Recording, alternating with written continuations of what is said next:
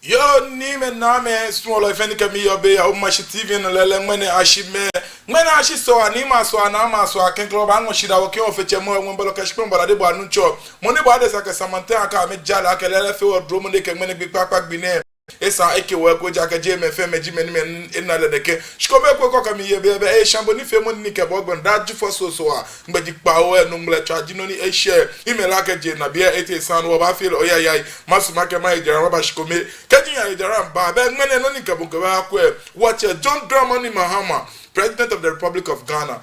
lele MP ekombe ni ji esutifi north MP nyeme na fight galanse na me bon amke ma me woman bi yanga kona fe ni je fe moni ni me na me ime la keje na masuma ke ma ijara ma ba sha keje ya ijara mba ngene wo ba bote na kan sane abi ojoba nye kacha anye kwa mi ba shira.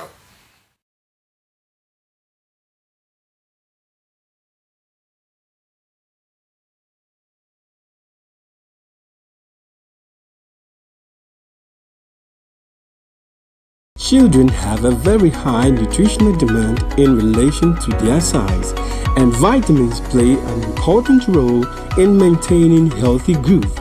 That is why we at Base Pharmacy Company Limited have introduced Base Vite Kid Drops, a multivitamin drop with 7 essential vitamins including vitamin A, D,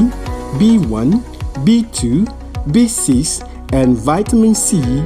to aid your child's healthy growth. Base Vite Kid multivitamin drops have been specially formulated to help meet your child's nutritional requirements, helping them to get back to playtime faster. With Base Vite Kid drops from Base Pharmacy Company Limited. For further inquiries of bulk purchase, call Base Pharmacy Company Limited on 0302 672 317 or 0247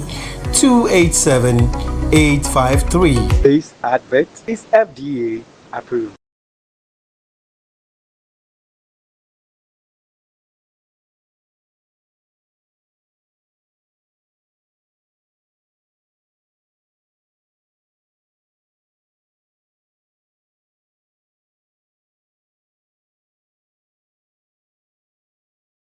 Ni me na me chame fe ni ka bi obi o mashi TV no mada nya shaka jana nya wachunye me inte ya fe min inya ye jara imba ke o manye ke shade akpa la ngene nka nsumo ni wabaya chon wabaya pi ko chon be ngene no ni interwo ni nkebo afe mini nkebo ani nkebo akwe ji wache John Dramani Mahama takebo ni nkebo wache John Dramani Mahama eke esutifi MP esutifi north MP medi afi medi beten lala ochime mi no na ke galanse be kuni wache John Dramani Mahama, President of the Republic of Ghana, Honorable John Dramani Mahama group neche ni awa me ake naimos be asrafo ke ni bi ni ache koni ameko ni galanse because galanse cha ni nkaje ba wish commission ni odi ake fite woni bi papa o ni nka wo yu one what time we club I feel like we capital city we Greater Accra we wo acha galamsia ya klowaji we wo je wo isande nyeme minto ni ona ole ake dabi eji wo isande mini ha ma yue na kan lele eji wo isande eja ake jele mi na yo kona no nyemi che champagne ofi o mini oyonu kema abun onoe onum ni shi nini kabo yo ni kemini acha galamse kote esutifi north ke esutifi south be ke ni bi fe galamse cha efe basa ni lala MP ni yo jeme MP ni ji na danlo amralo na danlo ni yo jeme ni egbeji nyenu Ebeneza Ado lele akesande lele ni beni man bia unwie ke bonni bi tele wache no ani wache John Dramani Mahama ka na afa mi aya na amule kodi gbejianu to ni ta akela achono nlala wonwe ma mi me komeke aya mi me komeke be mi me komeke neke shi ona you ni you da na ke Ghana ni fiti o wo jaku Ghana ni fiti o je man bi politicians say chi mo ji men ni fiti o ma kedo ni yu oni mi mali politicians say jimmy ni me na me tomo me ablofo ni ka fi no ni do mi wa unji ame me ni me na me ka me te school na me leni na me edwomo na me bo ame ana ba domo nu mi na sa vote ame na me ta ma tashi na ke wo no wo mambe wo shikala me lewu ame sumu na me na woto ma me nyoji yeme sumu atwa fa onu afufu e mi to okwa wo ngba mi ni wona boni etele na kan gbile ka didimbo e ade mi ni awokwa ase ni mfoni no wo ba kira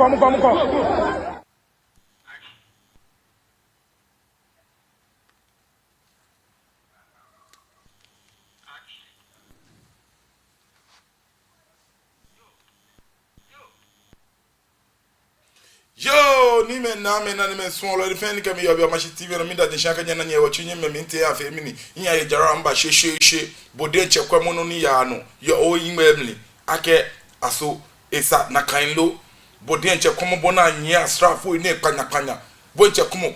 mo bona nya asrafo ni panya to mo no na me bedo ko mi ni kra chuwe ne mi ni ha na esa ne enye bale na kan ka ji lele wo nye wo man ni galamse enu tumone fite wo ma eja ake wonu ji ni wonu oke ni bi fe bi ane ni gabo yo densu epo efo fe to mo miloti no na choni epo no na ake be ba wele soja fo eke ya nu onupa ko be ni yo jeme leji moni bo e wo mode ake e ba fe mi ni eba kwagba no eba choko ni ekele chonde po abalo asrafo ye kefe mi kaya lewa akele panya awon adule lole ese efin adula lole ese efin nyeme ni awo bi awo ya ke mini no ni mini wo ke ba homo na yi na me kura pe wo ne kan ye Ghana bi ni lele yemo enye ni ehehon ake lele no ni teno ye je mei ye je meni no mi ye aye odase ni wo lele take boni kenye mei ka me jomo certificate of MP ni di woche Emmanuel Ado ake leji money hose leji money mobilize mambi producer of no to wo MP certificate not MP Ebenezer Ado mfoni no ka chon mambi le video na como eta parliament fo no na afio ejoko impo onumishi nya wo bia wo yi ake ke wo nye leaders to moneken wo te alo wo ba onumishi nya wo bia wo ake wo te alo wo ba ona bepi esani wona wale ake ke wo kwa wona jinfu amomi ke wo shin le mi odogba many wo ke ama me ba ye wo yin ona am a personal interest wo na ye ba na ka me ke wo afie no ko yi am ke wo afie no ko eja ke am na wo to me ko me ni wo be lokomi ana wa ke o man bi o me ne ko cha me no amba ya ko cha me no amba ya ona ni party ko eba homo na ke galamsey ni ameke fite ma ameke galamsey fite ma mfe ni wona galamsey ne no ewo ni watchame ne ka wanyame ne ni an accident ke helicopter ni me eti wala ngma me ye galamsey no tumoji na atuo ne no ewo na ke fite wo fa jin ke wo nu jin mini krani efe to mo bia na meni yen ni na mo bowe amenje onyafo agui na meke fi ame muku ora meni na dra me shika bowe amenje meni be ko awi she face no ni ngona ye ke no ni ngona unji lala wacha John Dramani mama le de che order ake akwe na amo MP ne Nika bobi one na nuwe ake aka le bill almost on 1.5 billion to tushkandi tema kichele ma 15,000 Ghana cedis 150,000 Ghana cedis 150,000 Ghana cedis nakan jiboni afi emini ayole ni ake grant le bill no mi bi ake Kaboko me komena mentili gold karibi na momoko na 1.5 billion na ka grant le bill wo moko ba eke ye ba funu no ne te no la mwe ba fe ko nya wode nche woka wa ya wo amini wo bia wa ake ne ho ne kesu da fo ne man bi ne kem ekola police fo e ba jeje na mba bu wo nye me soja fo e na fa ba kwe nya wo bia wo yake te ba abale hatin ona ni wo nyeme na me ko nu pa ji ami ni wo ka me ye wo man ni bi gboyin ni ya no fin bu we ameji me ni holose e o MP moi te ba le tin ni a chagalamse ni soja fu e ba na me ba stop galamse no olu me alo ko man bi aka me ka gma me yan yi na mo moko alo ameke soja fu afi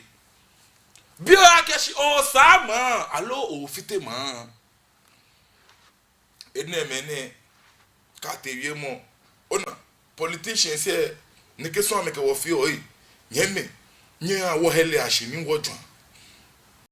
ona god jine no na cha na efe ke politicians e ba mi galamsey eyi cha kokoko ni kanye ke politicians e ba mi galamsey na cha kun na ka afose simple kun se afo wa kra show na Ghana no yo no fe no wa ba fe ni politicians e ya mi kanye ni gbodo ni na bagupo eguwa onu mi shi eguwa she face enya wo bia wo yake many ha ibale na kan nya wo bia wo isande ake many potin ha na ibale na kan be pi wa de wo twi se no wa yo yele na yesumi ona wa de wo twi na no wo yo yele na yesumi nyeche nya wo kwa abone ake galamsey producer afa ne ko nye nu jin ake ni bi e ko be ni be ni galamsey fite ni bi ye ani nkwolo e na ni me na me na kodan na me kwa bo ni je me be ni bi yo ana kwa esutifi ko ye onye esutifi south na ka akuchi ami ame galamsey pi jin ake ni bi bona me fe akuchu ani aka ame ndien ha bo mode ko no ani nkwolo ile wa kwa eko nwo bi ake anyoshi na kan shin lelo bode nche komo Brim River ne fe afite fe ne kwaro na ke galamsey efe ora nye fite nye no ko nye ba afite je me ke nye ba bu a na ga ke nye de che bia de che ga chiomo ga de che chiomo no ani se ne ni nu ake what John Dramani mama ke eto ne create new city en ke ba yin akwe ko ni pressure ni yo gan na shi wono ko mu na me fe ame no jin ora na ka ejibo na me ke galamsey efite ma fe no nya wo bia wa aka te alo aba a me ete me ejo me enu mo njo ama me ni na mo yi because nye me pori cha galamsey bo fi obo na ba ke ba ka me na do ko ya po de nche ame na do ko tamo oshimashime kenko oshimashie o pa ko onu no ni iru oshishi ni choke me ko men in shesha me afole ken me ko ma chema ni na mo enne me ji ni bi ni ya no ye wo gan dangbe ke wo gan na ma mu efe ni egbe woshi nu ji ne no na efite nke densu eke ni bi efite fite ne yin no ko fe mu bode che komo shikon pleche fa na efe afite fa ye galamse wo afite fite fa ajine ye galamse wo ni ke fe ngolo nkeke wonye me ni ko ti ameje ani neke ni bi ne ya no ame uji me ni ka me ba kra me buwo na me ba wa hu na fi obola ke won shoji ami ke ni bi eja aka momo sa ame de ncha me no po de nche na ame ngbegbele ni wo be mo ke ni ke mo esana me wawo ko ni won wo no afa mi ni won wo no anya agbanyongulo na oji no ni wo na oji no ko me ni ya no bo de nche ko mo shikon abo como chipon que sabo na ke galamse fitele a chajude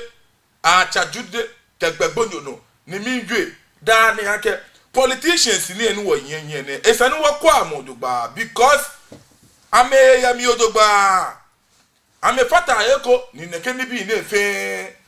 ya no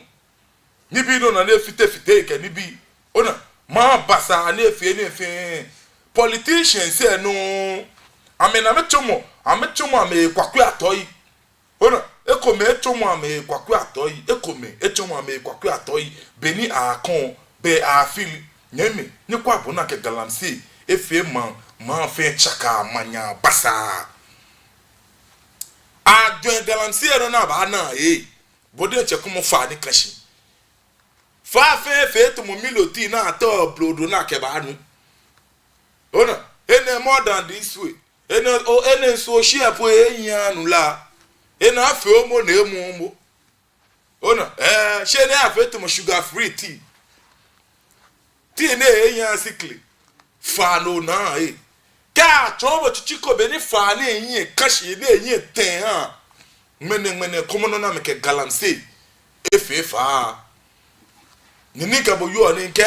no na je ekole ye ko igbepe no na ke eke na agba ba bia ne na agba pere keke mba woyi ona chaka wa meni wo ke ba costa ya gbe won ni efemini ke ba southern zone won gba wona because ninu efite ka je nwe ke jilidi e ngbe nyele ni eba jomni heko menjino ni wana ni ekole afe bola afe ni bi ngoto ni bi basa ka je gonu gbe ni o ka ni ngo de egbo ngole ni kena kan ni bi ya o wa ko le eko ni ya ni o ka egbo ni bi ye ekele ba jejo ke ba afe mi ni ke ba bi egbe nyeme na talashi onupa ile esan ni nyebo nyekenye na ni amashi OMP ebenezado esutifi MP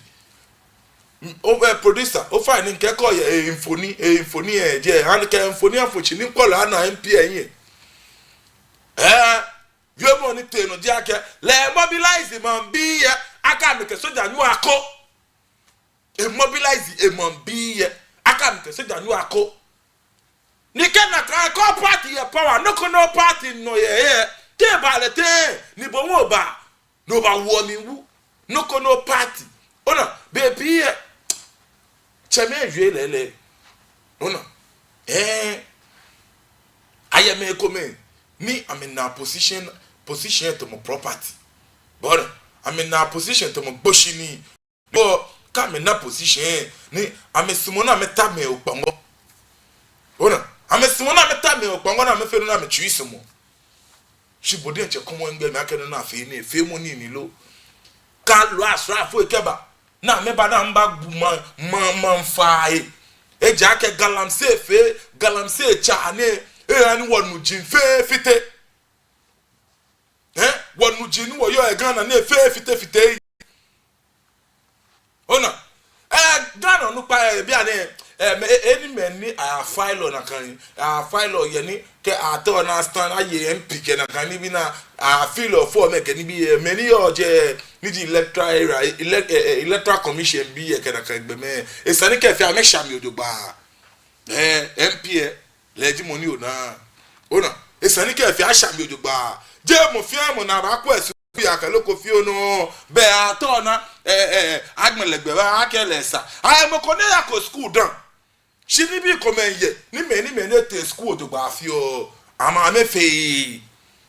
MP for a certificate sa tell leji mo no na honorable ebele hado a wo ji bi ni be ngbe no ni court ewie mo be bo ji mo ni ofi o mi o ye shey ma be san le bale na kan ke wo ye ma ni wo ma nyenye lo o na yi wo ma nyenye lo e kwabo ni ba fi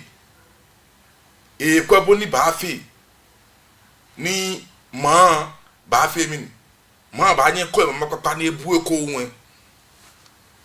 me nwo lo se na abobo ablo no onya bia wo yake woti alo wo ba nya wo bia wo ake woti alo wo ba ken ke son ni no ni o mi na keje achecha ni MCR o fa na bo mo de no an wo bullet we wo amena na sandina jemo ye parliamentaire ani nkola abotwe ejake nyeme bodianche biwo oye sande ake gadangu alo gana ke wo meni ba yin wo yin na ma me bo ablo be take boni tele speaker of parliament ji money ona ekesa ji come for fonchi masuma kem producer and wobo wo chair na wie motwe ni wo MCR o fa na no jenhyiami producer bomo de no jenhyiami no o ani sound there ejepoko ni nkwaloi abo wie money what speaker of parliament there you what we Anti-Illegal Mining Operations Secretariat, a task force which we all know has been established to combat illegal mining activities in the country, is most worrying. Also worrying is the fact that the attack was allegedly incited by one of our own, the Member of Parliament for Asitifi North constituency, Honorable Ebenezer Kwekuado, who further ropes in a senior member of this House, Honorable Collins Dauda. While I'm yet to be fully briefed on the matter,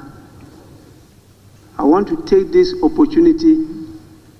to condemn in no uncertain terms the attack on the team of security officers who have been assigned to help deal with the menace of Galamsey, which has to be dealt with robustly. I have therefore instructed the Office of the Clerk and the Legal Services Office to provide all the needed support to the investigation by the Ghana Police Service within the framework of the 1992 Constitution, the laws of this country, and the standing orders. The report of attacks on a team from the National Anti-Illegal Mining Operations Secretariat, a task force which we all know has been established to combat illegal mining activities in the country, is most worrying. Also worrying is the fact that the attack was allegedly incited by one of our own, the Member of Parliament for Asitifi North constituency, Honorable Ebenezer Kwekuado, who further ropes in a senior member of this House, Honorable Collins Dauda. While I'm yet to be fully briefed on the matter, I want to take this opportunity to condemn in no uncertain terms the attack on the team of security officers who have been assigned to help deal with the menace of Galamsey, which has to be dealt with robustly. I have therefore instructed the Office of the Clerk and the Legal Services Office to provide all the needed support to the investigation by the Ghana Police Service within the framework of the 1992 Constitution, the laws of this country, and the standing orders. The report of attacks. Nime na me nkwalo fenika mi yobi o machi TV and best Speaker of Parliament legit money be ni onu eke esani aboy wo modern koni afemini agwa ni anya bote ne kesani ne mi chitaka boni jemlan kebu akeni nkabu yo ne afemini a grantee bail niji NPA le bail 1.5 billion niji 150,000 Ghana cedis nyeme kefe yu oni ma wie da ake wo bel je ko me ko no na che wo na ake to mun to konkura ahwemo ekola bono nyi no ko no na like 1.5 billion shika gbo no shimoko ni ye minister moko ni MP ni ye eji 1.5 billion ke ale no ami ba na ke 1.5 billion na gba grant bel ni ekole ka ga fi oko mba yin se na emi ba jo ka na use moko as an scapegoat personally I can moko nye ba kan ne ba femini ne ba repeat na kan ni ko te ba le te ni kam lab e bubi eba na me ba kwe ko na me kweli meni fe ni na mla lo ewo shaka cafe ni MP mo mobilize o mon bi na ka srafo ya fi cheme benya obi a wa ke no ni wo mayin enye lo su a wo jaku Ghana e ba nye ba mi lo keji le di enche e won bi e won che me ne sana me gwale ni riji ma fe odo gba kene ke gbe me ne no na me mo amembo ablo e be nya obi akashi wo te alo wo ba nya obi akashi wo mayin enye lo te e ba te nu chumo ba ya le atin Jemi ababa gbigble nyeme esani wokọ wona jinfa amodu ba be pie anokwale enu wona anokwale awiemu egba be pie anokwale no na awiemu egba chikoke fogbe eye to ndole no ni be mi ni wache John Dramani Mahama ke ba fon manja no ake e ba sumo ake afoni ni dim lato ye police afoni ni eche woche niji esutifi MP esutifi South MP woche Ebenezado nwana afoni ni achele ne ke ni ele eko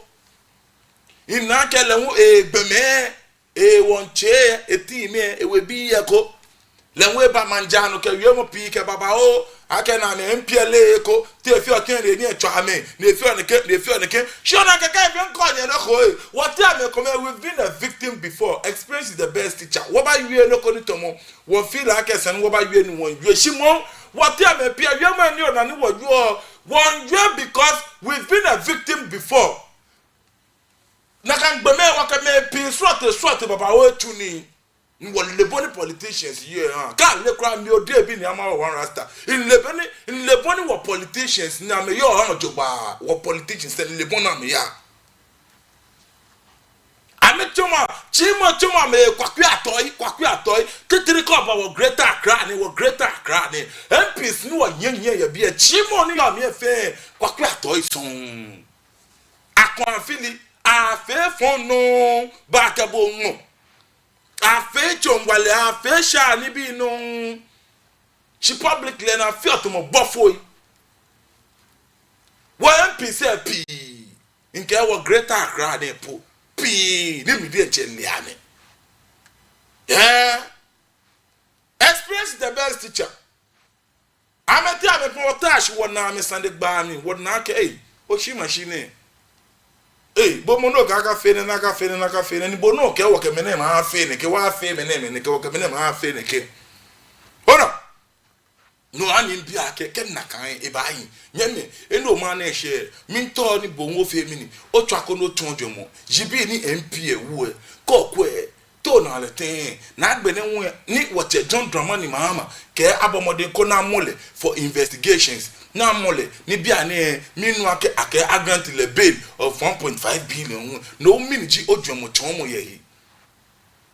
MP moi ochi o man bi ege ya aka ke soja fo ya fe ona man bi edi oje ko nu pako woko ame wale amenya na fe no na me fi okokoko ike bolo ko malakabu ni me ya do me do I can experience the best teacher and we've been a victim before odu me shi ko na ni man bi ke police fo ya lo soja fo e fe gidigidi e nyeme ko nu pako e pe mi yen ko nu pako e pe mi yen ko nu pako e ho se ni ba hwe fa because without onupa ani ose ame mombi yo ba na ke kamba fe no kopo kwamba hia na egbe yi ona shini amenna onupa yi ni holo se na ba atwa 5 ni wo ame no fi ona ba fi ama me kwaku yi ame kwaku because ele ake o bo fi aboni jin na apim ya iko ele akeka mo la ba jele because come sini foni oba no wula ko ni beni police fo instead na fe man no man bi civilians into ayi so da fo ni police fo dumo shipo na akwako nyeme be sano na akashi onupa ko hose be mi ni po na aja me come be mi na aja na kama wolole mi na me escort e ke apo come no ni man bi e ko menfio no mi lole ni be ba obumo po adura lole se glasses fin come on ni man bi fio mini no jino na aka me ni soja fo ni ke police fo epi po ni bubu soja fo ai ni fe still am to am ke me ako mini no ate aye na mo no ni chigia ni mo fia mo wale shey neke mimbi na mo no ni chigia na mo achon na mo no chigia ni nu ewo mo fia mo fie mi mo fia mo wale neke ene chon akeshi nyeme man wo yo kewo kwe na anyi kewo kwe na anyi nyeme wo ba yin ni bi ko ma se alo wo ba didi me ko ma se be what e wa fe mi ni wa wuli wo die nche wo jin amre what e alo wo ba yin nche ni kwa jibi ni ya no ni man bi ni ka me pe ni loko chi ameke soja fu e ba gbo keso da fu ala ona me tui asha me na jeda de ni po pe no ba fe yo mo kokko aga ni so ya fu na ba ame ba ni ejo mo akwara na mba fe ame ba gbe mo bi ama fe ne ke shiche la le aka mo ko ni ose ne cost ne ke ni bi ne fe no ene esani ka ja kwese police ane passage ko me kumo so da nu ani ya na agbe kumo owula ani nyela le civilians ne na me petrolier ni na police na civilian na police na civilian Igbe pa mo je aka me ni ba camera mi fe civil se ni ba camera mi fe se na nya amomo ami odu mi nshi producer ana ya slow motion belen phone line say why don't channel 02743243331 02743243331 o ba no chako ni o fe mi ni bo un o chonjo mo kala ko e ba para chong la koko nyenu la good evening fine evening we pan no na anyemi over la koko you try to generation our action be ni shambo to mo shito onye legine alo back na snow obi kemi back na snow no na wa dinchi shawo no me jake when a Ghana politicians me personally we are taking in touch with you interest to the government no we can the previous administration eliji na Akufo-Addo. Now, we're Ghana na for investigation. The investigation any bad transaction. Chairman who to the major Ashanti regional chairman can NPP. Papa report kashi e fe galamsi. Now, Nana Akufo-Addo came out. Nana Akufo-Addo, former president of Ghana. Ibaneba Yakeshi, Akunta Money, Niji, like a company name, which you know, like I'm free guarantee. Come on, let me know. Mama, Eba power. Now, like Papa Nson, you and me, the Mama Kashi, or Dagashi, you should be arrested. I don't know. Charlie Kwame, and a legacy, she has a name. Go. For Ghana politicians, I will be doing no power doing it. All I don't.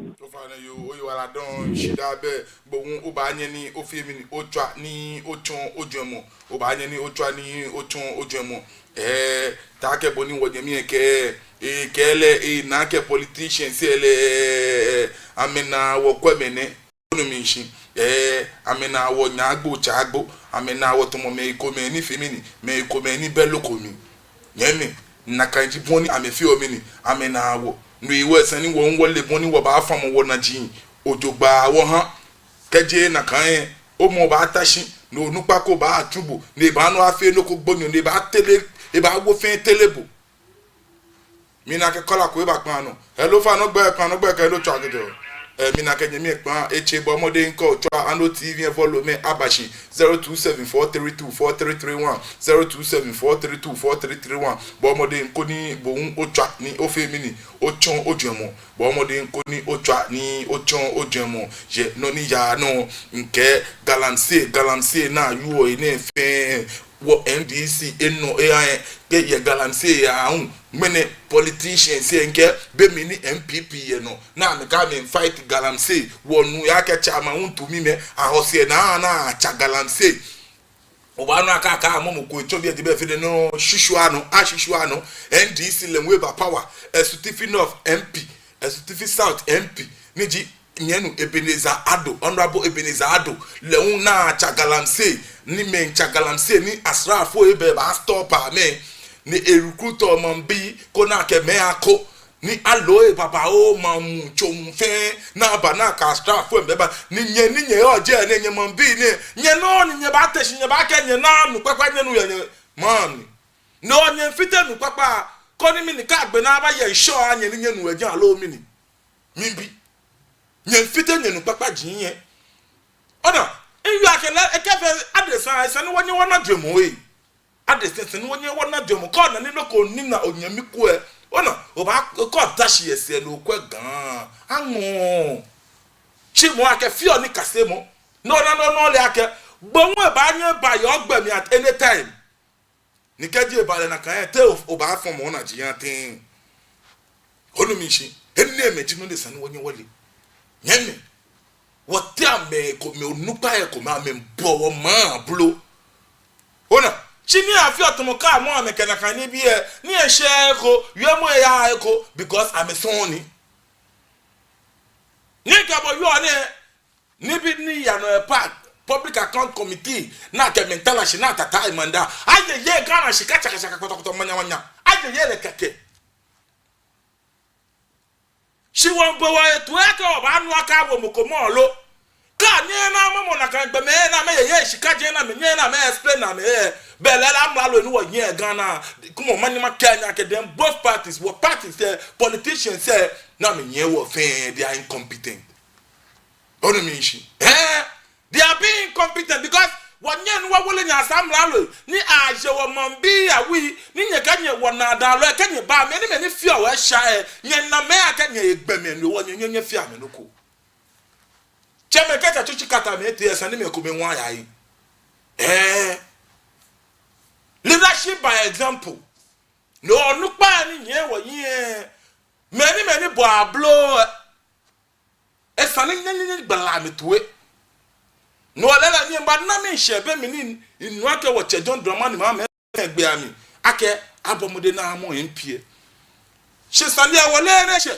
no ni bo na your online ji aka grant bail of 1.5 billion need the 150,000 Ghana cedis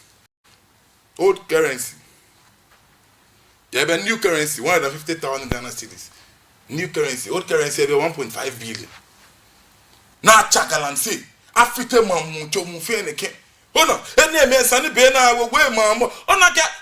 Ghana no yo afiot mo ni be ni serious bon na sani ona wo politicians ke wo magacha me ni bi hia adoye ona na ne sani amenya adoye boni afi na gbula ma to yo ya keke efe no kwa mo no ba na keke bo ya afi ko oba sunwo because olage kwe oshimashite akele ko oshimashite kala akele ko no bo changa bonko ke te ako wana ke e ban be third person ba peteshi ese keke ni emi njo shin ka ba mo na ba fe me wa egbomo ni ene be mi na akesa sanso ba defend me ke ni bi so cheme nyeme ablo ababo ni ba tekino onu mi shi ablo a uni ba tekino ni wo chemi ni awo bo amode wo kwa na kanje ma ojogba onu mi nchi esani wonye wo kwa na kanje ma ojogba ke wole wo na jinfamu wo ba jejele na yesumi as Ghana bi ni kwa na ke galamsey ifi producer pa ko nko lo e ko member ana me na galamsey enu je be ne ko me fe chaka akpato manya 02743243331 02743243331 obanyo twa koni bongo femini o chon ojomo je no ni te no ni MP moi o twa amambi na me ke soja fo ne be ba stop galamsey abako ameke soja fo ye bako aka mini yewo ni soja fo ba ka na ka cha galamsey ni galamsey fiteni ni fitemo je ame ma pe aji ni ne fitio she fite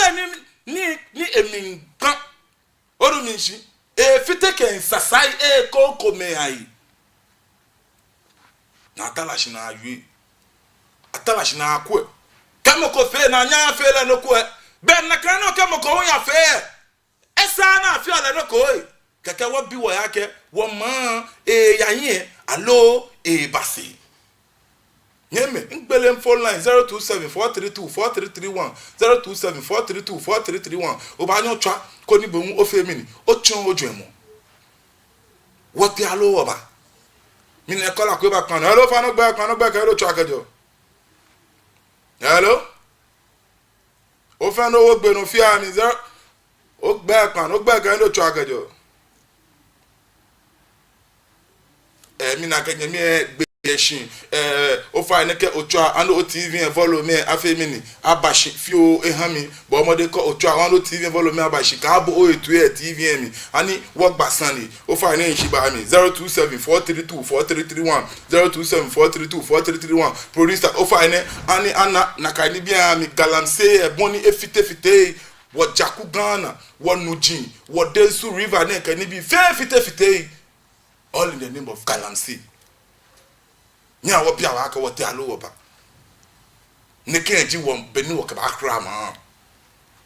nyame nke menele nlebo wa ya fan ke na kan ni bia sana ke fan pasashi bia ne bia na bele mo na leke mo na ke yo jogba alo party me malo noko ona adwen Ghana yi nye dwa Ghana yi kenklen koke you are proud to be a Ghanaian be bo mo de akoke Ghana ba country no o ba dwen Ghana e kenklen no le ake ko bo abloko e Ghana jebo po ya ablobo alo jebo ko me no me te pa ablobo chopo Ghana to mu fin ablo no le na ke ne ke kwante ani bi ne ke te no na ke bo te ko te aka bo ko shima sha alobo ke manche shibo ke Ghana jakuma fin bo ke the republic twanke boka jaku efin shimini na wona abando ko fiu yese abata sha ba yu efe loko boy apa afai afeneke aneke no emi ejo munjo wonu loko don no wanye mfanfu wo alo nye mfanfu nye de chemi cheme what politicians ni wonye Ghana won to ni nyena nyele ake ni bi apini ya no yenye ti ane wole ojogba hono labita lodging nye sure ke ni bi efe wo man bi eje ni wole ojogba because eni me come we ba choje meke o ni man bi enye ketu ni nyena nyele ake ona jele mi na yo ko kra me kwa ke no ni nke bo ni alo no ni nke bo egba ni na nke bo pete san ni ka ke mo ku e O best friend lenche best friend. E kola ko back man. Hello fa no gba kan do twa akejo. Ato mi ni abi mu ka fe da be kan. Wo. O fa ato mi ni abi mu ka fe da be kan. O fa ni o program mi na wa. O le amasisi wo. Ni no ni o ni peji. Ibla. O program mi na wa. No ni yo mi bi. Alemuku. Wo sani mo mra atu. E ja ke. Asisi wo. Kamuku ajuto. Alo wo. Alo Amadan. Abawo le more 15 years. Nínú politicians. MPP NDC. Nínú e ba le na kan. No o fa ni Ibla ni kele ni amasi bo finyese. Ni mla atu ni. Nene ye safe ni wo amemo. Ande se Muhammadi. Ye wo amemo. Odogba e ja se. Body be yale, but maybe 1p. Yeah. Any guy now feel okay, ni nefe, if you say what we have, you are in Shibuko. Wala don't, you moishe, no, Gadangbe, be fan, Galumo Yan, Tuan, politicians fanning and or Debbie, Niama or Arasta to Bondo Shake a clock be here, mean pen when you to me, woman be yet. Man be many men who are doing man here. What can it be? Bonnie Jalakwa don't do bar. Can politicians say fair? Bonnie can man be a fair na come cool, won't panify. Nakano was Sumaka politicians say fair, I come in one corner kind. Couldn't work at me, Akele, he or she is above the law. Nyan fair or fair, equal right. Bona faith, Nimoko can me. Akele eye wa femoku alo esodom femoku alo le ne kinkon alo jetili femoku dabi cheme won pa nye fai nyeku anakan George gba woche honorable Dramani Mahama woche honorable John Dramani Mahama president Kenya Republic of Ghana inche min pa bo fai no kwa febu she na yemo jiake o fine she ba mi ni benika man bi afi ni biton be ni wo che ni twa yue ni abaka mo ko ajuto ba jeli le baba o mo ko fo mo ko amadan ba jeli le o ba abaka mo ko acha mo ko carrot ona ni bi ni komeno na ke it doesn't make sense o ba no ka jeli mo 5 years 10 years 15 years sho ba no na ba ke minister ko eje Ghana ma mo fe shika komo nyafu ashika we have no be munjo be mi ejo she wa ba te shi na yan one rasta say because abaka na ke browse alo ale gbeno na echon na ya echon ni o fraud boy ni o akebo ya e konji ono ni ji na investigate bo kan bi ka le ni wo no je be MP say ke politician say amo wa kwa me no ji am ejo gba Shikajina ye ni jomo be, shikajina ye ni ta flat jomo be, akwa na kanje mo jogba. Na face am, aba na ba bu akonta, lekaje na kan Ghana bi, onupa ye, wakanye ye ko kemo, eni o ma na ehye mbie hedefebi, masuma ke, makwani mama inashi. Chi dani maya, minto ma che otu ese shikomeko ake. Lele shaboni femo ni ne, je ye chemoko, ninye moko. Nimbe party B, imbe ni A ke ni B, imbe moko. Shinoni penny oji, inko Ghana ke gan, efon chui no kenklen. No wa no fiano ni moko ba fe, ke ba shi Ghana, alo wa gadangwe. Mo fian mo ni jibo, ke bo fian bo no jio ha, mi, o debi ni ama wa rasta, inke bo ye eko ke mo. Ebe mada nkwalo efenshi meni chake meni nyacha mi na ke line jami wa shi call to call wo maybe anyeko apika mi panye fa ni nyengo keke ni o fa na nshi ba mi nje na ke ba ke won to mi need sponsorship me ba sponsor e shamboni fie mo ni alo